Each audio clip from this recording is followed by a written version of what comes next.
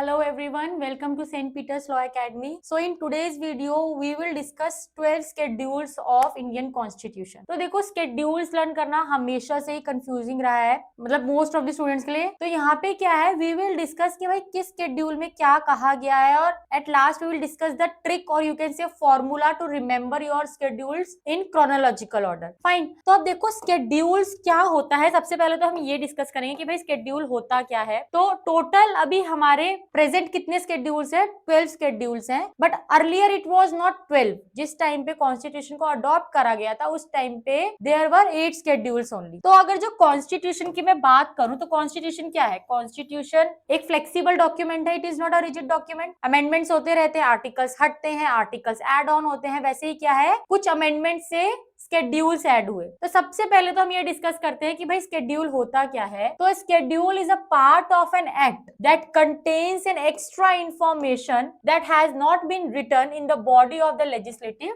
Document. तो ऐसी कोई एडिशनल एक्स्ट्रा इंफॉर्मेशन जो प्रोविजंस में या आर्टिकल्स में कहीं मेंशन नहीं है बट वो जरूरी था मेंशन करना, तो उन्हें क्या करा, उस एक्स्ट्रा इंफॉर्मेशन को स्केड्यूल्स की फॉर्म में कॉन्स्टिट्यूशन में ऐड कर दिया गया. अब टोटल कितने स्केड्यूल्स है आज की डेट में? 12 स्केड्यूल्स है, लेकिन 1950 में सिर्फ 8 स्केड्यूल्स है. तो यहाँ पे क्या है, schedule is basically to add additional information about provisions. कि प्रोविजंस में ही कुछ अगर एक्स्ट्रा इंफॉर्मेशन डालनी थी जो रह गई थी और वहां पे प्रोविजन को चेंज नहीं करा जा सकता, तो वहां पे उस एक्स्ट्रा इंफॉर्मेशन को किसकी फॉर्म में डाला गया? स्केड्यूल्स की फॉर्म में डाला गया. अब हम डिस्कस करते हैं कि भाई कौन सा स्केड्यूल किस बारे में बात कर रहा है. तो first schedule talks about the state. Basically जो स्टेट की डेफिनेशन आर्टिकल 12 में गिवन है उसी वही बात कही गई है फर्स्ट स्केड्यूल में. Second schedule talks about the president and the governors of state. ठीक है, सेकंड स्केड्यूल जो है वो क्या बात करता है? एग्जीक्यूटिव की बात करता है. Then it has 3 parts. Part A talks about the president and the governor of state. Part B omit कर दिया गया.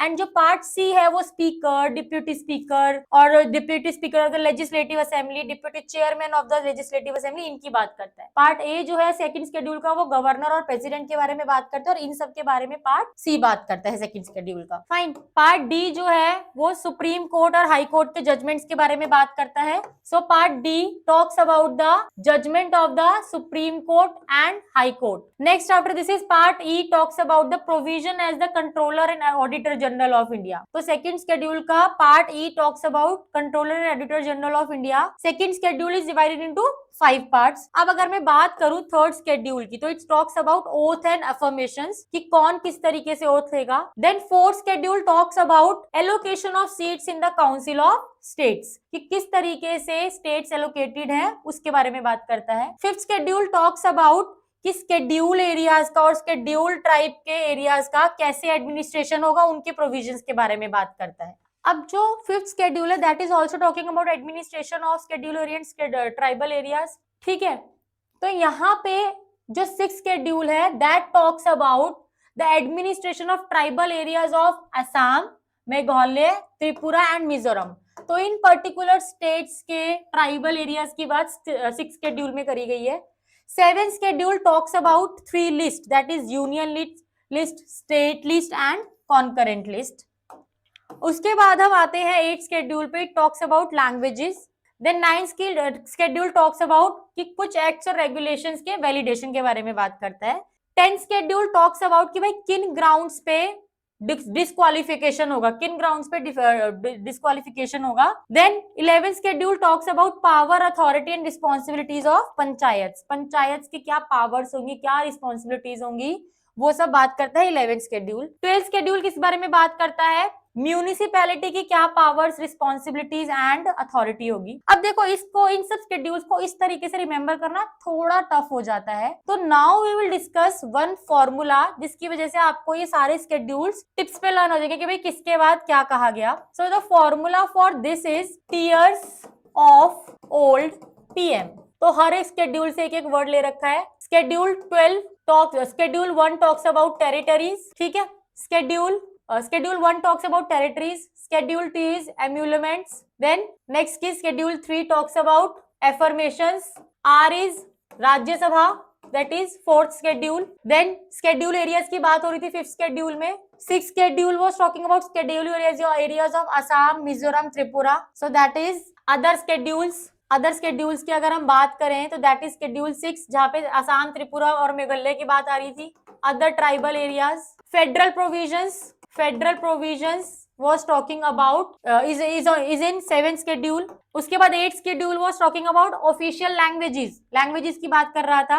9th schedule is talking about land reforms, जो कि ऐड हुआ था फर्स्ट अमेंडमेंट में से 1951 में. 10th schedule is talking about defection, जो कि ऐड हुआ था 52nd अमेंडमेंट 1985 में. 11th schedule is talking about panchayat, जो कि ऐड हुआ था 73rd अमेंडमेंट से 1992 में, कि भाई पंचायत के क्या पावर्स है, क्या अथॉरिटीज है. म्यूनिसिपैलिटी की powers and authorities in 12th schedule, so that has been added from 74th amendment 1992. तो यहाँ पे क्या हुआ, tears of old PM is a formula.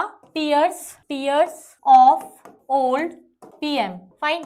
Municipality की बात कर रहा है, पंचायत की बात कर रहा है, डिफेक्शन की बात कर रहा है, लैंग्वेजेस की बात कर रहा है, टेरिटरीज की बात कर रहा है, एमोल्यूमेंट्स की बात कर रहा है, ओथ एंड अफर्मेशन की बात कर रहा है, राज्यसभा की बात कर रहा है, देन फिर शेड्यूल एरियाज की बात कर रहा है, और O is talking about other schedule areas, that is talking about schedule areas of Mizoram, Assam, Tripura, other schedule areas.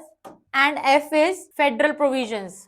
F is talking about federal provisions. So अगर हम इस तरीके से देखें तो दिस इज, तो ये पूरे फॉर्मूला के अकॉर्डिंग पूरा मैंने एक्सप्लेन कर दिया है. T is territory, E is emoluments, oath and affirmation, Rajya Sabha, schedule areas, other state schedule areas, federal provision, then defection, panchayat, municipalities. तो अब अगर हम इन्हें देखें तो this is schedule 1, 2, 3, 4, 5, 6, 7, 8, 9, 10, 11th and 12th.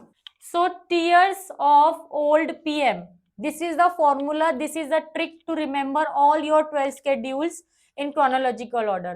So I hope this lecture will help you out to remember all your schedules in chronological order, and you will be able to remember for your exams. Thank you so much.